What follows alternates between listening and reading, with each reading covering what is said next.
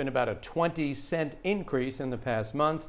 Joe Arenas here breaking down what President Biden says he wants oil companies to do to lower that price. Yeah, Jen and Doug, the president today addressing the nation about a responsibility he says oil companies have to live up to, and today threatened the industry with higher taxes if they don't work to lower gas prices.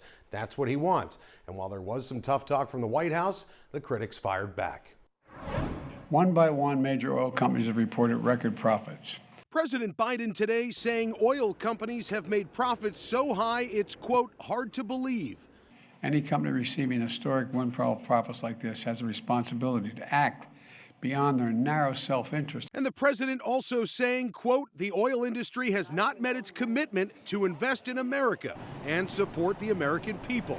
But oil and gas groups say they can't do their part because the Biden administration has targeted oil and natural gas pipelines since day one of the presidency, preventing leasing on federal lands and waters and creating oppressive environmental regulations.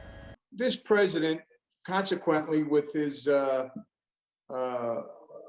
policies, has stripped the oil industry of what they need to have. And chairman of the board for the Long Island Gas Retailers Association, Andy Harris, says a change in policy is the only thing that will provide a long-term solution to stable gas prices across the island and the country.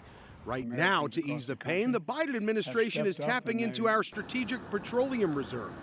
Not the solution, Harris says. This is an item that's reserved for major emergencies, not for political will.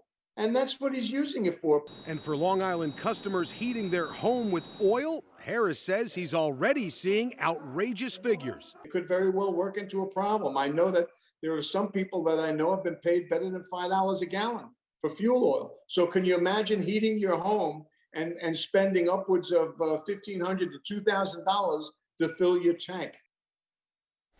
Yeah, now something else to keep an eye on, Andy says, is diesel prices. New York is actually one of the top 10 states where diesel fuel has increased the most because of supply issues and a continued shortage of this fuel, which of course we need to move products across this country and the island, could potentially severely hurt the economy and send inflation even higher.